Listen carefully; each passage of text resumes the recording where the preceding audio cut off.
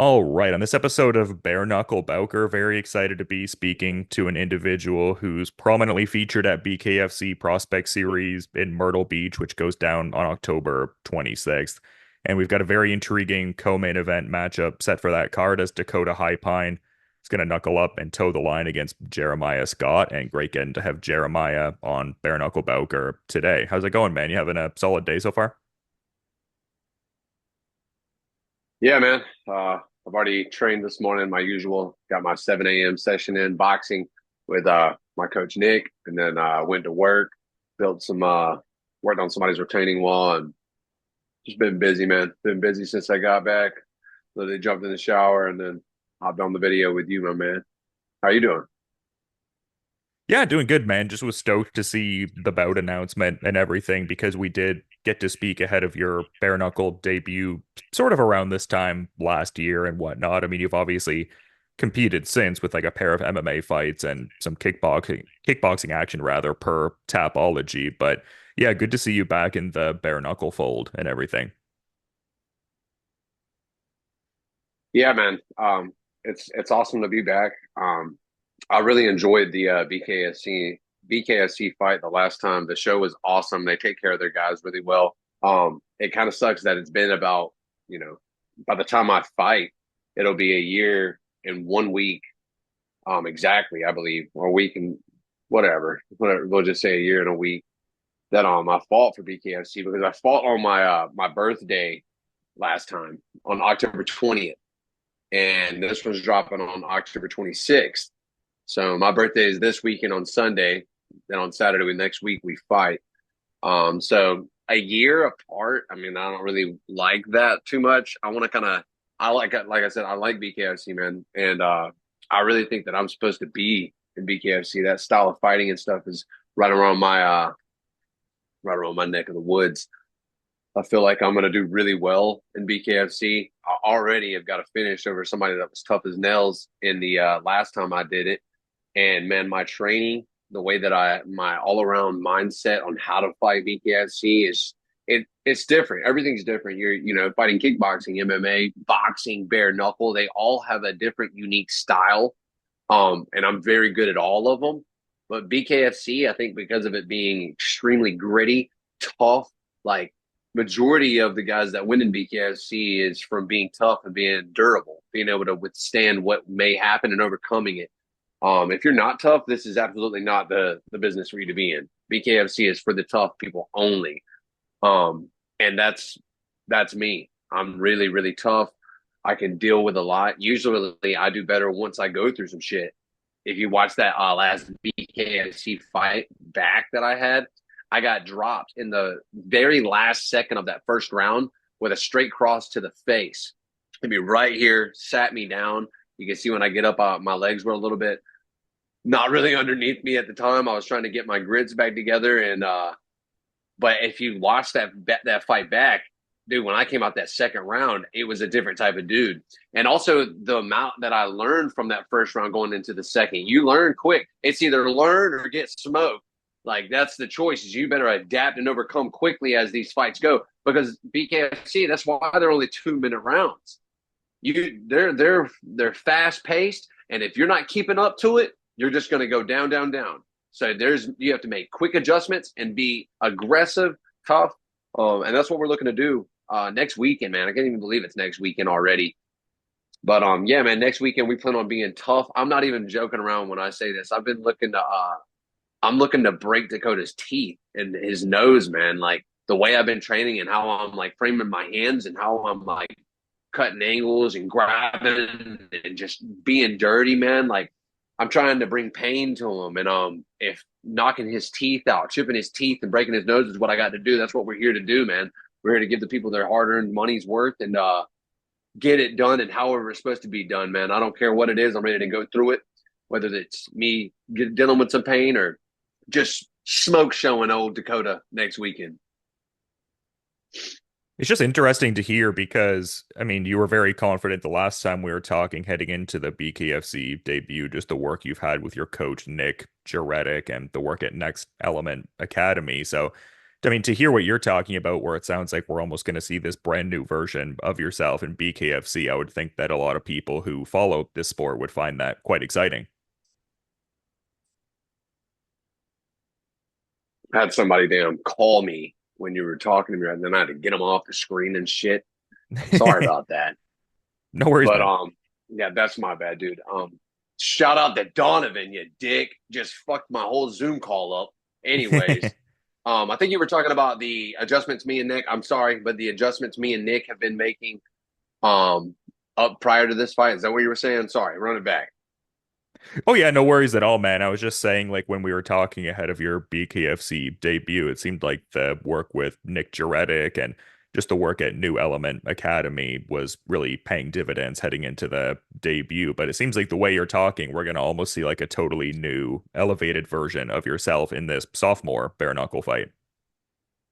Absolutely, dude. Absolutely. Man, I don't know if you guys watch it. The cool thing I do with BKSC is I do BKSC embeddeds. I do a ton of videos of my training, whether it's in the gym hitting mitts, running through the Hulk with my team, doing team runs, going out to Florence and training out with my coach Walker Vivian. There's a ton of different stuff that we do, and we document all of it, and we post weekly, or we do like for this one, I'm doing my embeddeds up to this BKFC, and it's just going to be all in one combo. We're not doing like week 5, week 4, week 3, week 2, week fight week. You feel me? We're going to be running through this with all in one bang. So the video will probably turn out to be like, I want to say a solid 30 to 45-minute long clip. Um, but yeah, dude, if you run it back, that last BKFC, I literally called that shit. I said what was gonna happen. I told my coaches, I said, "Yo, show this, just in case if I land it."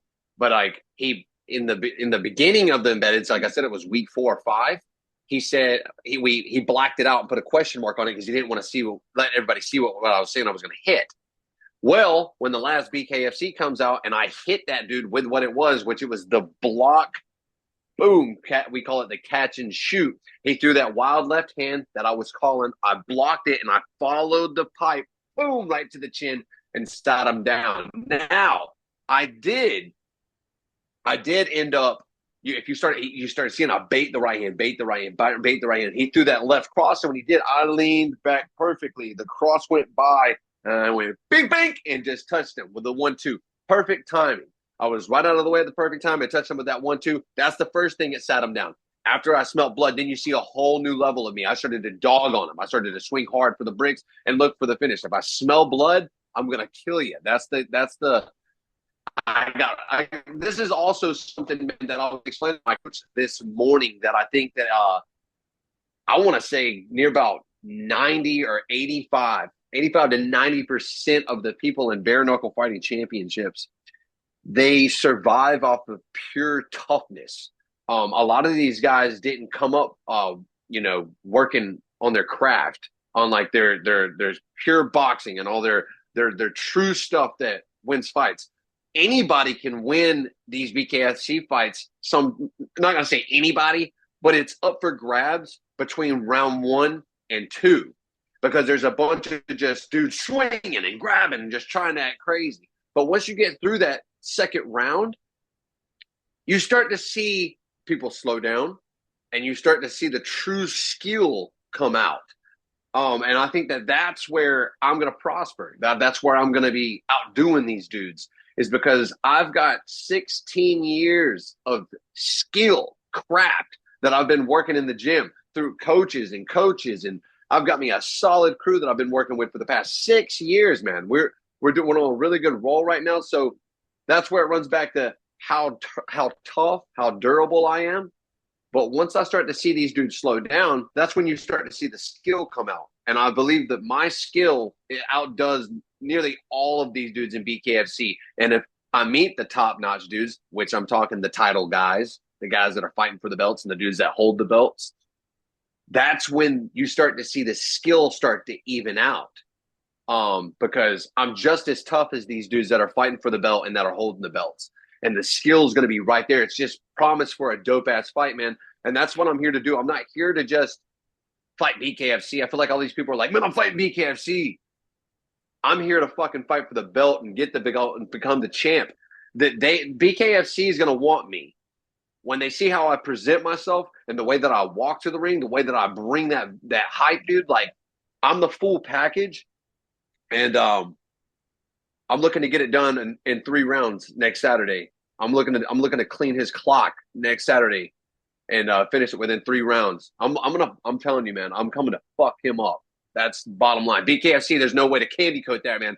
I've been training in a way to where I'm like, man, I'm thinking about breaking his teeth, breaking his nose. It's a very tough night next Saturday, and I don't know what the fuck's gonna happen because I'm on the other end of that. He's trying to fuck me up, and I'm thinking all this. I'm getting ready to be looking at him across in my hometown, by the way, my hometown.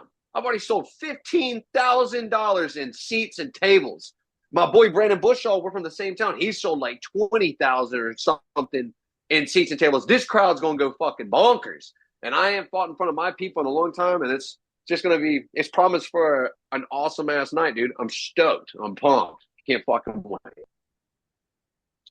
Yeah, it comes across, and I mean, you kind of covered a question that I was gonna eventually touch on, just with it being, positioned in Myrtle Beach and you being that partisan sort of favorite. It seems like there's a real electricity to this upcoming fight here, and I mean, positioned very highly on the card as well. I mean, it seems like both yourself and Brandon are positioned in a way to, I guess, get the Myrtle Beach faithful fired up, just in the sense of you two are in the main and co-main event fights there. Yeah. I mean, dude, I've been living in Myrtle Beach for 20 years. This is my home. I'm from North Carolina, a place that's like 2.5 hours from here. But I've been here since I was 10 years old. And I know everybody here. I know the ins and outs of every area of Myrtle Beach. I've lived in every area of Myrtle Beach. I've had to move all around this whole place. I know everybody, I feel like. You can't take me somewhere here and I don't know where I'm at. There's going to be so many people there that know me, and you wouldn't be doing it right if you didn't have people that didn't want you to win and did want you to win. And don't get it twisted. Majority of the people here are going to want to see me win, but there's people here that want to see me lose. Well, come see me, shine, come see me shine next Saturday. I'm gonna put my foot up someone's ass in front of all my loved ones and all my people and all my haters. And I mean, you seem like you were saying before, very focused on the, I guess, upper part of the rankings, and I mean, predominantly the title along with that. Like, what are your thoughts on, I guess, just the general state of the division, just with Kai Stewart being featherweight champion? And I guess, are there any people within that are kind of standing out for you, like in that top five hierarchy of the weight category at all? Yeah, Kai's definitely one. I've been fighting at 55, dude, but I keep talking about it. I'm like, dude, I'm probably gonna jump down to 45. And like that's the good thing about 55 and 45. I don't mind fighting either one of these weight divisions. I've fought them for a long time. You don't run into many people like me that have fought at 135 pounds all the way up to 170 pounds, and I have finishes in every single one of those weight classes. I'm a problem in every weight class that I go to. But I have goals of going down to 45, depending on where my title shot leads me. I think that I just watched the Tony Cejudo versus I think his name was Franklin or something like that. Yeah, Franco I Tenaglia. yeah, that was a badass fight, dude. That shit was Yeah, yeah. sick. I watched it live, but I think that's the 155, right?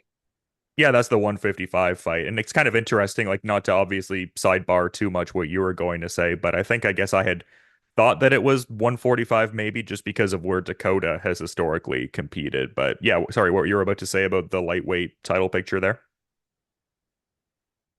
Well, I was just gonna say that one was vacant until this past weekend. That belt had been vacant for a long ass time, and now we finally got someone holding that belt. When I watched that fight, these dudes look tough, but they don't look special. They don't like. And I like Tony. I think Tony's a cool dude. I fought on the same card as him when I fought in Colombia. Um, but that other dude, I don't know. I thought Tony was better than that guy. Just didn't end up. There were some times in the fight he should have shined a little harder, but like Tony started hitting that guy with the body and sat that dude down. It was a super close fight. Conor McGregor giving them guys double paydays. That's just nasty. Like, I need one of those. But Yeah, yeah. all I'm saying is like, if I had to say which title fight I would want more, man, I would rather fight Kai Stewart. I'd like that fight. I think he's a little bit tougher than the 155 title fight. Um, but I just kind of want to knock the fucking mustache off that kid. But I still got work to do. After this win right here, I'm looking to get me a finish.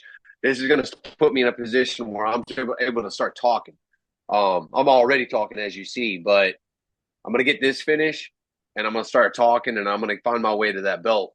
I'm about to turn 31 years old, dude. I'm in the best shape of my life, mentally and physically. Um, I've been telling you guys that I feel like BKFC is where I need to be right now, and I'm just looking forward to seeing what I accomplish in this business, dude. And just letting David Feldman, even Conor McGregor, see what vibe I'm bringing because it's going to be the vibe that they want. I mean, even David Feldman came up and was like, he said to my boy Andy after I did what I did, he's like, "Where the fuck do you get this guy?" Because of how I handled that dude. I didn't just you see these dudes just go out and just like I was doing that. I was getting that dirty stuff in there, but man, that finish was it's you don't see it.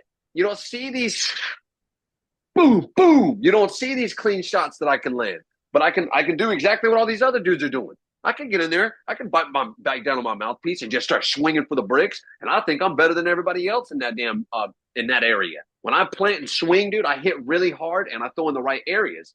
But when it comes to being clean and crisp and being where I need to be when it's time to be there, I've got that in my back pocket too. So we're just getting ready to see, man. I'm putting myself in the heat next week in my hometown, and I'm here to do it again for the guys and let them know that I'm here to stay.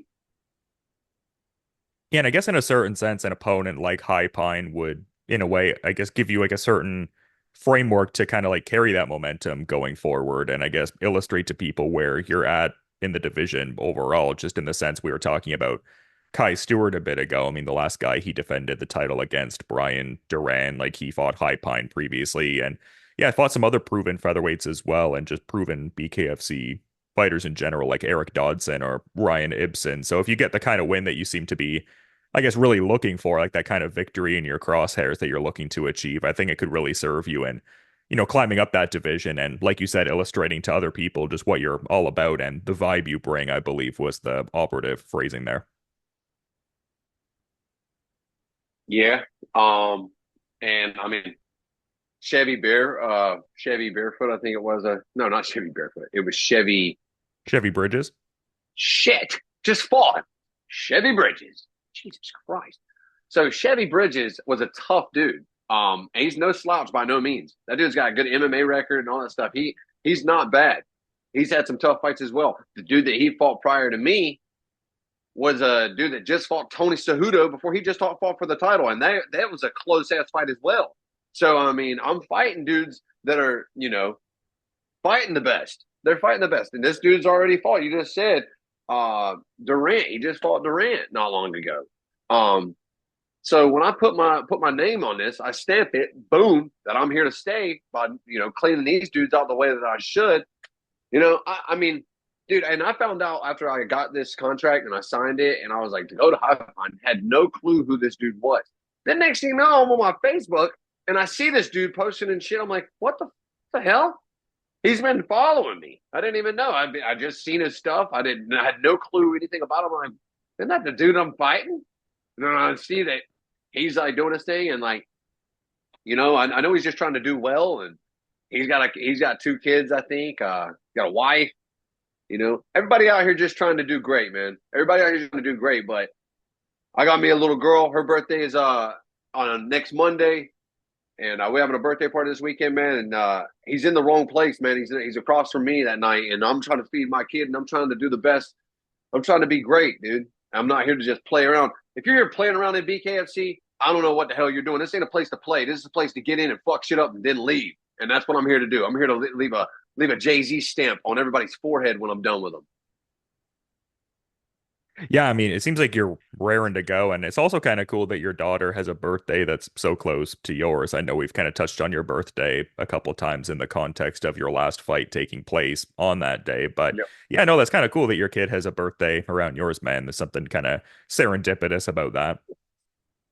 Yeah, it is. I love it. The day after my birthday. She was born the day after my birthday, October 20th, October 21st.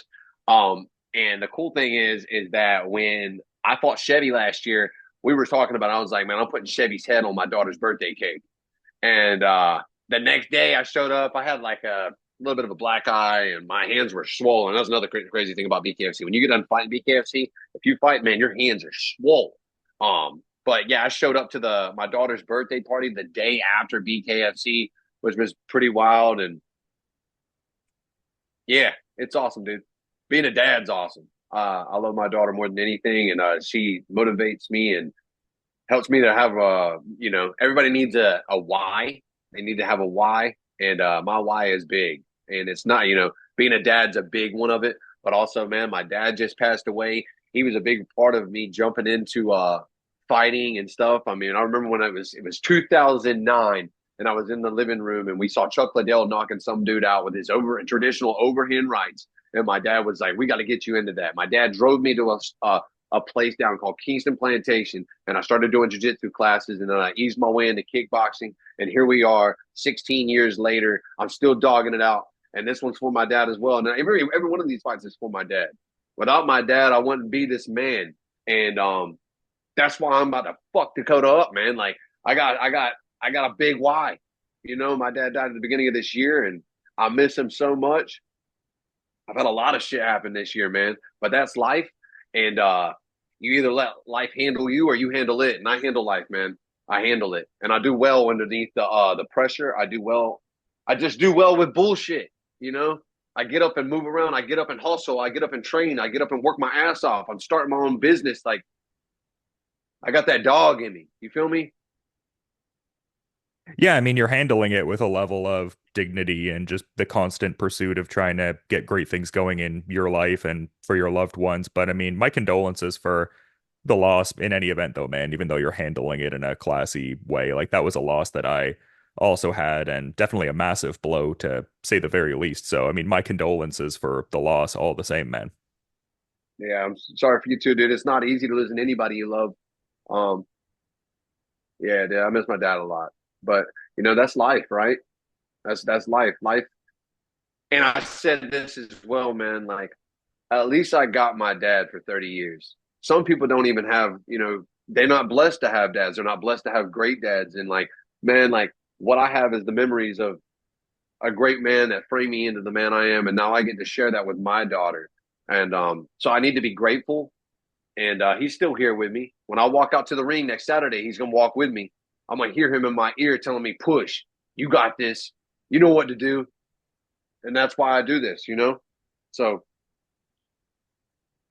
yeah. Yeah, and even from that anecdote you said about Chuck Liddell and then going to the gym, I mean, obviously like quite a long journey since, like clearly, doing him proud and stuff like that. And it's just kind of interesting, man, because like I was actually just listening to the first interview that we did, and you were like making a point of sending a message to Chevy, and you were like, yeah, I'm gonna rip his chin off and he better pack a lunch, and his chin's gonna be the birthday present. And I mean, it's just kind of interesting how it worked out where this second fight is in now like such close proximity to the birthday as well. Like it didn't time out exactly the same, but I mean, close enough in a certain sense. 1 week. It was just 1 week off, dude. It would have been so cool if it would have dropped on the same week. I was actually pushing for it to drop on the 20th, but they ended up having to push it 1 week past. They were like, "Which one of these weeks would you like for us to try to make it work?" And they had to push it back to this week. So it is what it is. But it would have been cool to have done it. Say it again on my birthday. So, but yeah, same shit, man. Same shit. Dakota's chins this time. Just seems like a big weekend too, because there's like that event the previous day that they're doing, the BKFC 67 event in Denver. So just really seems like a massive weekend for the promotion as well, I guess, like looking even just beyond this massive fight you have here. Yeah, man, and like I'm like wondering like how things are gonna go. I mean, BKFC the last time they came here to Myrtle, it packed out. They sold out the whole place. I think they maxed out at like right at 6,000 people, and I think they've adjusted the convention center to make it where it'll hold more people this time. But this BKFC is different. It's a prospect card. They I don't know if it's because it's just a prospect card or not, but they're not streaming the fight. You can't watch this live streamed. You have to be there in person. They're going to have recording of it and stuff. Like there's going to be a cast crew and they're going to do some stuff. It's called some kind of like document thing. I don't know, but there's no live stream. You buy a ticket, you show up and you see it. If not, you're not watching it until they end up posting the fights and stuff after the event. And I think it may have to do with possibly them being at another show elsewhere at the time and stuff like that. But kind of looking forward to seeing how exactly things roll, you know? Yeah, that is kind of unique. And I guess one of the things that I was just even contemplating just with this fight and everything and the approach you bring to it. I mean, just the fact that they use the smaller dimensioned rings for some of these numbered events and stuff like that, as compared to what you would get with, yeah, some of like the numbered events, because like the numbered events have the bigger dimensioned rings. And then it feels like these like prospect cards have like the more compact kind of ring dynamics and stuff like that. Like, I feel like that would, I guess, kind of behoove you even further in a certain sense. Like, it seems like you're talking about generating like a massive highlight reel finish here. It seems like the tighter rings kind of, I guess, really draw those fights out and like see the results kind of manifest in that given way. Or is it kind of inconsequential? Like, you're just down to fight in the ring wherever. Like, do you think this smaller ring will ultimately, benefit your fighting style or your general approach, etc.? I think that it's going to benefit me in the smaller ring. We've been doing training in a 16 by 16 cage. We even like put the tape down so that we toe the line, start the round off, and we're up close and personal off the rip. But I think that it's going to benefit me well because I already do well in the pocket. Like I was explaining about Chevy, like the catch and shoot, like block, and then fire back. I excel really well in those areas. And like, man, I haven't done a ton of research on Dakota, but I do know some of the things he does. And I don't think that he really likes being on the inside. I think he likes to play the distance a little bit and play the clean stuff a lot, which I don't mind playing. But like being in a 16 by 16, it's going to be kind of difficult for you to have that.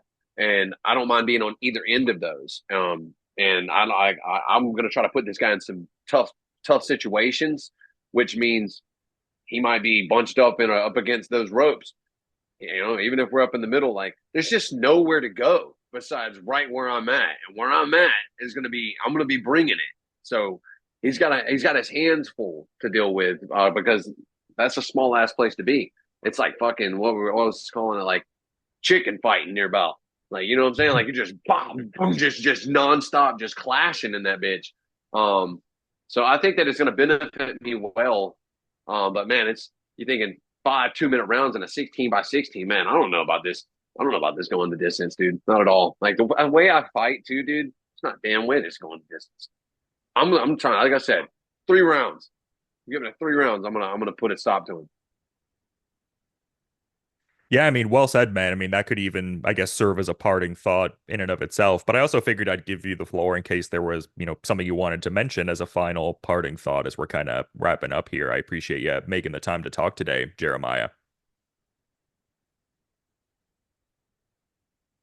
Yeah, dude. Yeah, good talking to you. Looking forward to doing it again. That's what we live for, man. I live for this shit. They posted like a little highlight video today, and I got excited, dude. I'm like, dude, this is fucking crazy. You know, Fighting Bare Knuckle next weekend. Like, I believe in myself, my skills, my craft, how hard I've worked. I just came out of another fight camp, dude. Like, I'm more than prepared. So I'm just excited. I'm excited to see what God's got in store for me. He knows my hard work. He knows where my heart's at. He knows where my head's at. And I'm leaving every drop in there next Saturday here in Myrtle Beach, man. I'm stoked, man.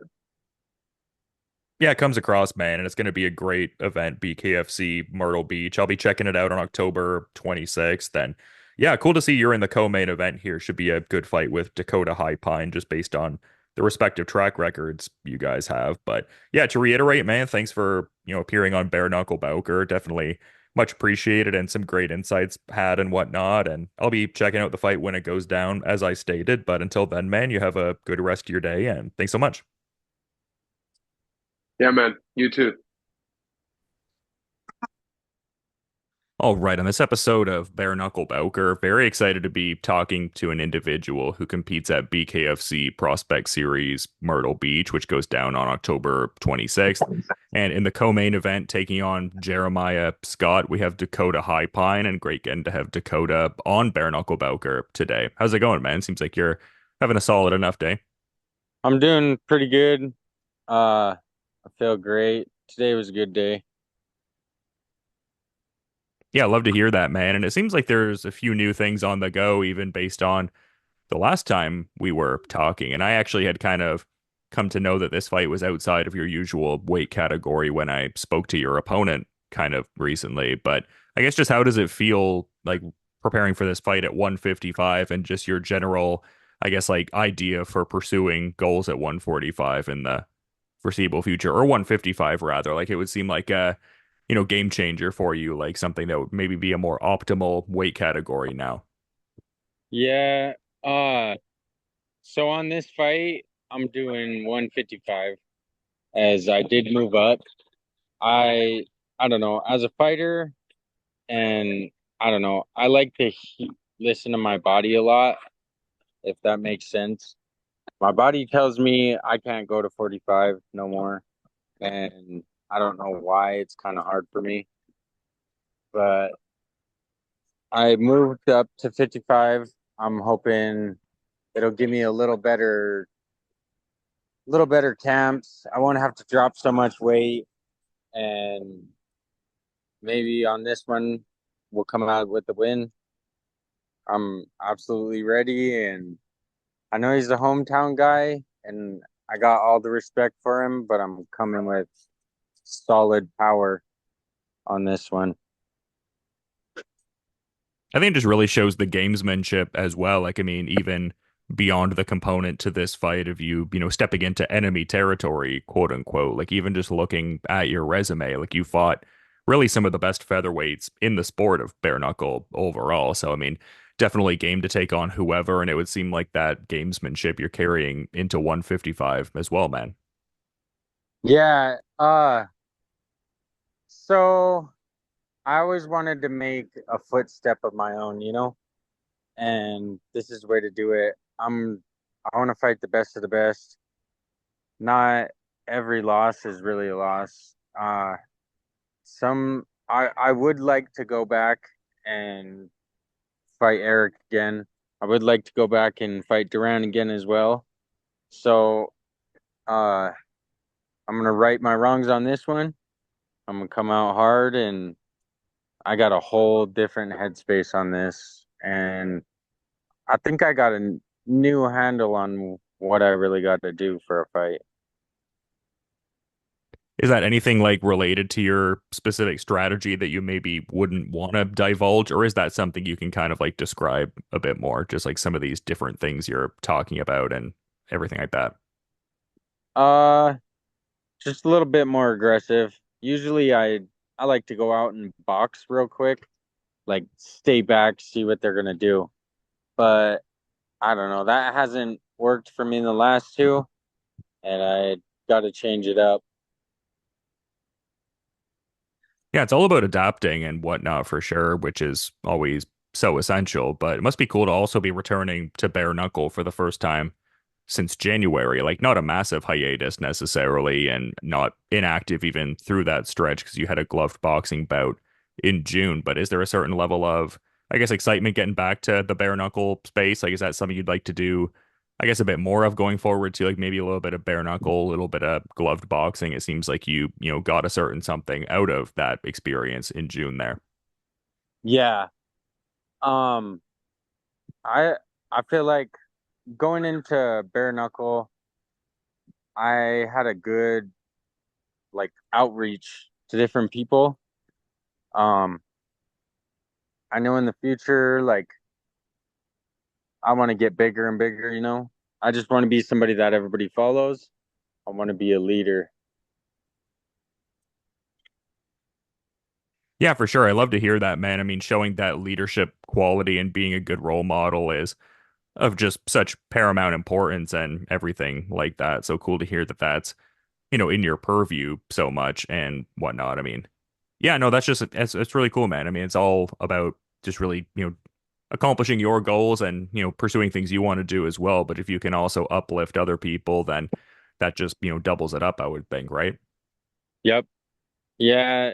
And I don't know, every day you see somebody that's down, a smile could bring somebody up. So it just matters what you do. Like if you look at them all mean, they're gonna think like, "Oh, that guy don't like me." Maybe they're having a bad day already. You give them a smile, you're gonna make somebody's day. Yeah, for sure. It's all about just whatever you can do to impart that certain feeling. And I was seeing a post a little bit ago where you were kind of even talking about that a bit, like just in the context of, your grandfather, Bobby, like you would like go to his site and stuff like that, and you would just really get a certain something out of that experience, like having hard days and whatnot. And you'd always regarded him as a great listener from what I was seeing in the post. But it seems like that's a thing that really, I guess, grounds you and whatnot, that connection where, I mean, still always around in a certain sense though, but cool to like actually be at the site and have that kind of interaction. It seems like it's a cathartic thing for you at Highland Cemetery there. Yep. Uh, so my grandpa, he was like the man that brought the dream up, you know?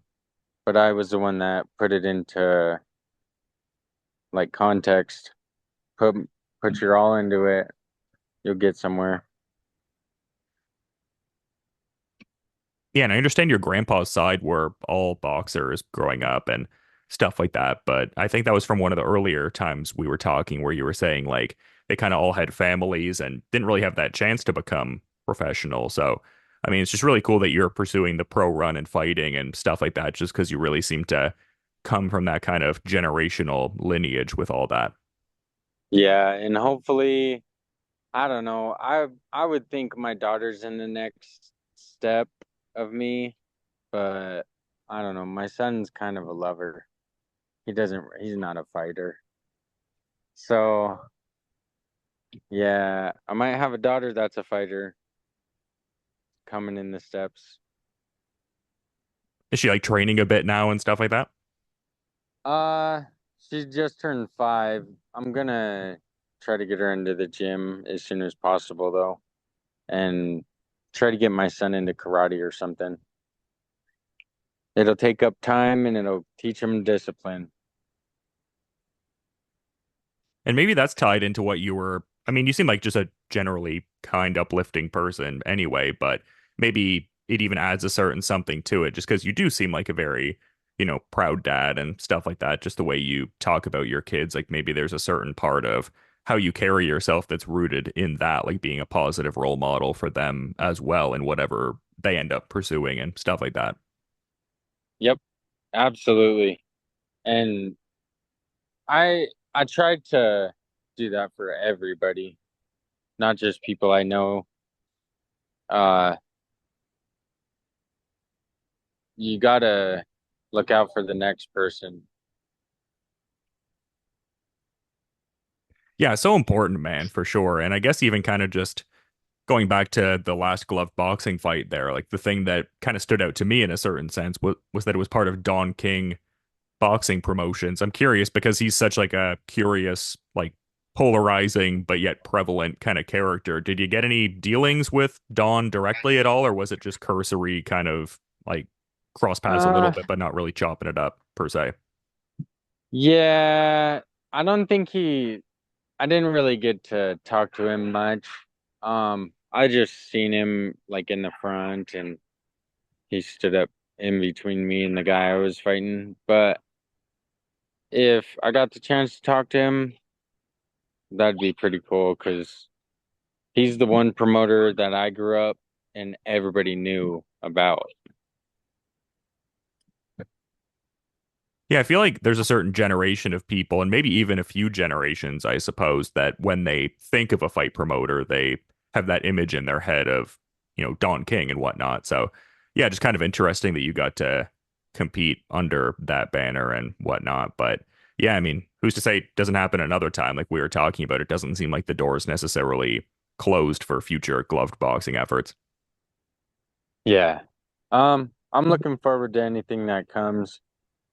But I don't know. After this fight, I'll probably take a little break, not maybe like a month, and then just get back to it.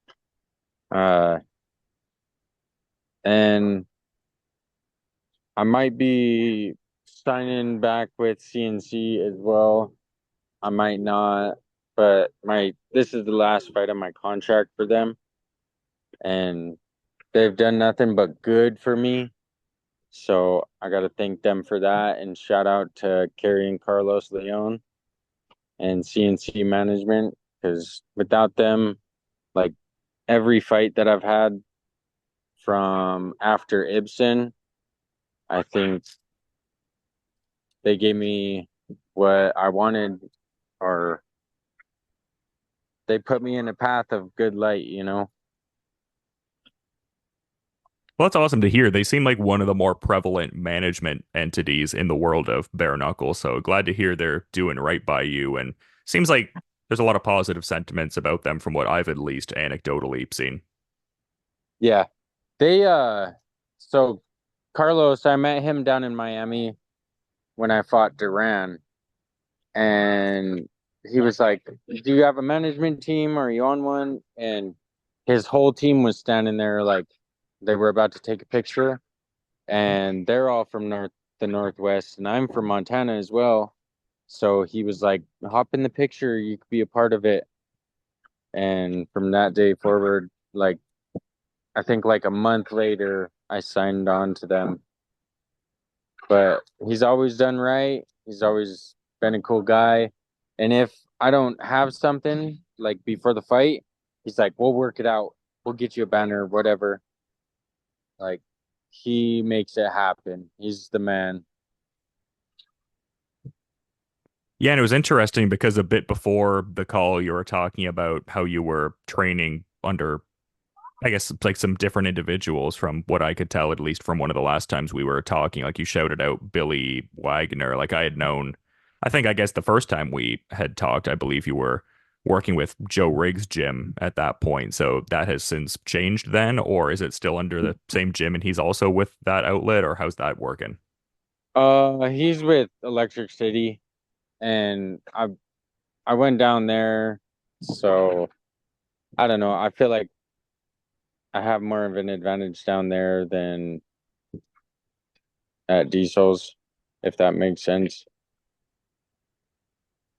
Is it like you're getting more individual attention to your work or something? Or I guess what's the discernible difference between the two sort of spaces as far as what you're getting out of it? Um,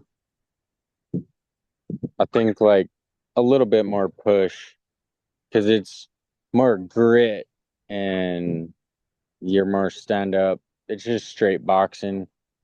Um, I do understand bare knuckle is kind of like dirty boxing, so kind of gave me a little bit of an advantage, kind of helped me out a lot more. Uh, I've I don't know, this fight, Cod Foster has helped me quite a bit, so I'm hoping to come out victorious. Yeah, for sure, man. It seems like you're locked into doing just that. But we've mentioned a couple times how the bulk of your previous fights, at least, had been at featherweight. I guess I'd be curious to get your thoughts on the relatively recently announced featherweight title fight with Kai Stewart readying to defend his belt against Jimmy Rivera. Yeah. Uh, I don't know. I would say the Superman Allen, Brandon. Uh, I think Kai and the Superman should fight because Brandon Allen is number one, and they just went straight over him to Jimmy Rivera. It's I I understand that there's a ranking that has to go into fighting, and why not have the number one guy fight like that? That's how it's been in the past. Yeah, no, it does resonate as kind of strange, man. Like I guess even like internally to like the actual rankings sometimes. And I guess I say this not even knowing who some of the other panelists are, but like I'm one of the people that does the rankings for BKFC. And as respectfully as I can say it, there's certain times where I'll see the rankings after the fact and I'm like, I don't really understand this. And then you also, like as you as just said, kind of factor that into the matchmaking where you think that by virtue of the rankings existing, it's like, well, of course the number one guy is gonna get the crack, but then, I think Jimmy Rivera's number five, I want to say. So, I mean, but yeah, like you said, kind of like Oh, leapfrogging it in a certain sense. It looks like he's actually number four now that I'm looking it up. But still, in any event, you think yeah. Allen would get that crack. Yeah, I think the number one should get the crack at it. Uh, because I do understand Brian already fought him, but Brian will come back, and it'll be quick. There is a couple of 45ers that probably will give Kai a run for his money, but he's a tough guy, and Montana's tough, so I stand behind that guy. Kai, uh, Kai's all right for me, but the belt's got to stay in Montana if that makes sense. Yeah, and it's interesting because I feel like sometimes I guess, Montana dynamics between fighters, it's kind of like uncertain in some regards. Like you'll see some fighters where there's almost like a cross town or cross state kind of rivalry, or they kind of lean towards where you're at more so, where it's like, yeah, I support the guy by virtue of him being, from Montana and stuff like that. So yeah, that's interesting that you and Kai are on like, I guess, decent enough terms in that regard, like at least through the lens of wanting to see the gold still stay in Montana. Yeah, yeah, I'd like to see the belt stay in Montana. And Sawyer, he's about to fight for the vacant cruiserweight, so hopefully he wins that one. Shout out to Sawyer DP. And I think he fights a day before I do, if I'm not Yeah. mistaken. So hopefully this weekend we both bring back wins. Or not this weekend. But that weekend, yeah, I get what you mean. I was just kind of thinking how much of a big weekend that seems to be for the company. Like that would just, I think, indicate the broader success if they're able to facilitate having, shows on consecutive days and in totally different markets too. So yeah, definitely interesting. Yeah. I like how they got they got a lot of put I don't know, they got a lot put into it. And I think this year they're about to blow up, especially with the Zone app. So I don't know. The exclusive ones on the Zone app, I think I'll check them out. I gotta subscribe anyways. Yeah, again, and like you said, another example of just the growth and just what the company has been doing and where they kind of stand to go in the future in a certain sense. But being that you are now in the lightweight division, I'd be curious to get your thoughts on there finally being a champion cemented in that weight category. Because it seemed like it was vacant for a while with Palomino prioritizing welterweight, and now Franco Tenaglia is champion after beating Tony Soto at BKFC Spain, which also tying into the DAZN thing was technically their first card on that platform. So I guess what were your thoughts on the Tenaglia versus Soto lightweight title fight that relatively recently happened? I guess like a few days ago as of this recording. Uh that was one hell of a fight. Like, I don't know, the last round was insane. I I would give it like a 10 out of 10 for me. Uh sh- Shout out to both those guys for probably giving the best fight in BKFC yet. Um it wasn't like super bloody, but it was there. And I feel it could have went to a sixth round, maybe. Uh Sudden death, fight for it.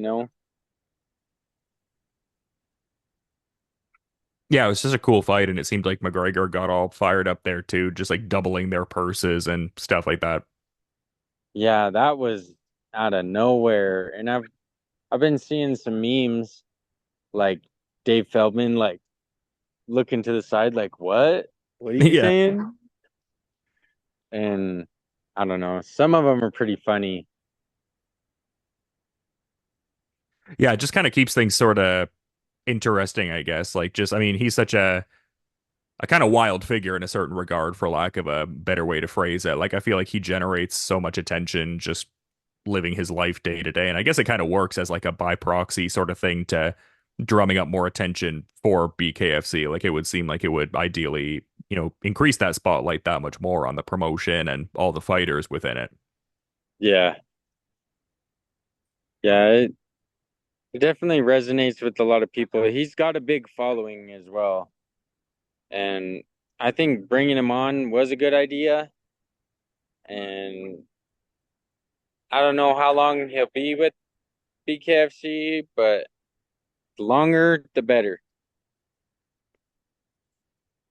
Yeah, I agree. Definitely can keep some things interesting. I guess just like specifically locking in on discussing your opponent here, I'd be curious to get your thoughts on what Jeremiah Scott brings to the table because he previously has fought in bare knuckle. He had that win at BKFC 52, but it'll be a bit over a year since his last time competing specifically in BKFC. Like he's fought since in MMA and under kickboxing rules as well. But I guess what are your thoughts on just the general skill set he brings to the table and just what you may have seen from him?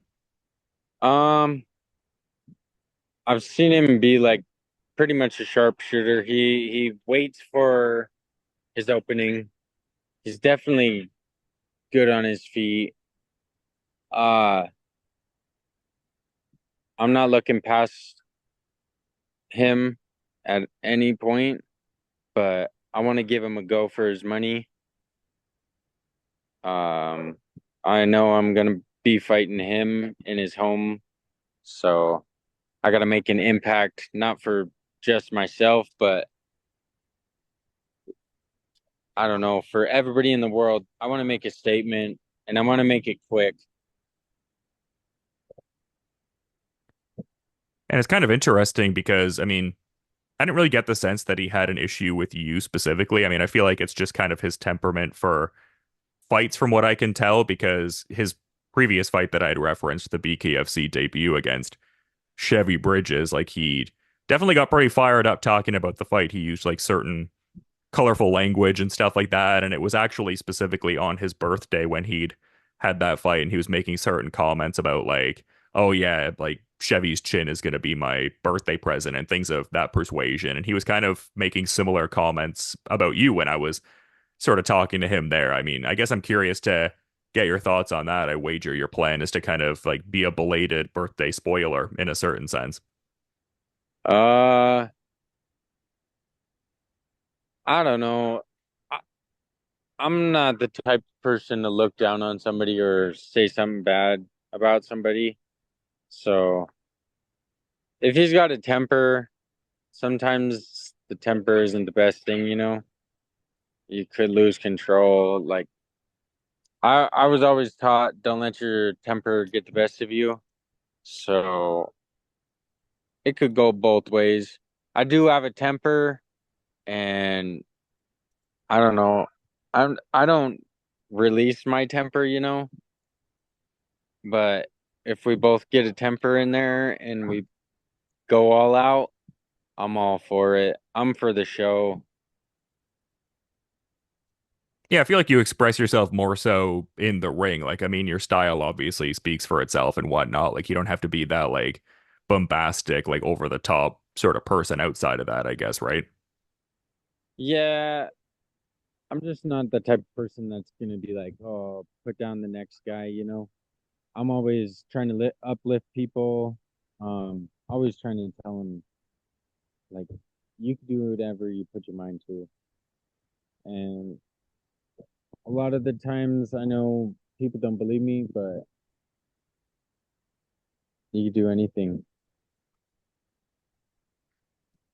And I guess maybe even because he's pursuing a similar goal, and this could probably apply to like any opponent realistically, because I feel like the times I've talked to you before, there's that linear like respect for your opponent kind of sense. Like maybe there's like something to that whole thing, just the fact that you're both ultimately pursuing the same thing in a sense, like in as far as like being an active fighter and specifically within BKFC, like maybe there's just some base level of respect and I guess maybe even camaraderie. Maybe that might be too much of a word per se, but at the very least, like maybe to you, it doesn't inform a certain, I guess, adversarial sort of thing. Like it's like, oh yeah, you're pursuing the same thing as me. Like I can relate to you, you Yeah. can relate to me, that sort of thing. Yeah, and it takes, I don't know, it takes a dog to get in that ring. And I think the prospect ring is like 16 feet compared to the BKFC ring being 22. So, and I haven't fought in that new ring, so I'm excited to see how small it is.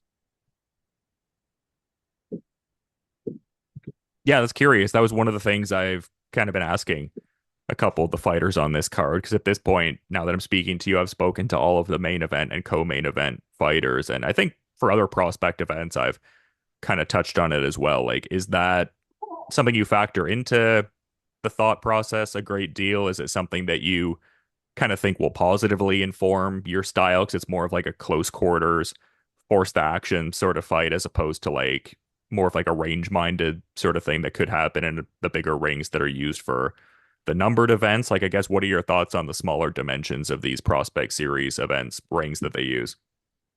I would, I don't know. I like smaller rings because one of my buddies had like a bullpen and it was six sides, but it was like probably 6 feet, 5 feet big. So I don't know. I like to stay close, but I'm gonna have to give it my all on this one because he's a pretty tough guy. I know that. Yeah, no doubt, man. It'll be an exciting fight. I'm stoked to check it out when it goes down. Just looks like a nice card shaping up. Like I said, the main and co-main event fights are definitely exciting for people that are actively following the circuit. And yeah, I think both will definitely deliver in a big way. Like you guys all seem locked in from what I can tell, having now, like I said, spoken to all of you. But I do want to be mindful of the rest of your time and schedule, Dakota. It's always good getting to chop it up with you a bit, man. But I figured I'd also give you the floor in case there was any kind of final thought you wanted to add as we're wrapping up here. I appreciate you coming on the platform. Um, I just want to say for shout out to this woman because she does my hair. She helps me out. She pushes me. That's my woman. And then my kids, if you guys can see them in the back, my son's on my car Yeah, yeah. being bad. But if it wasn't for these guys, I wouldn't push myself as hard as I do.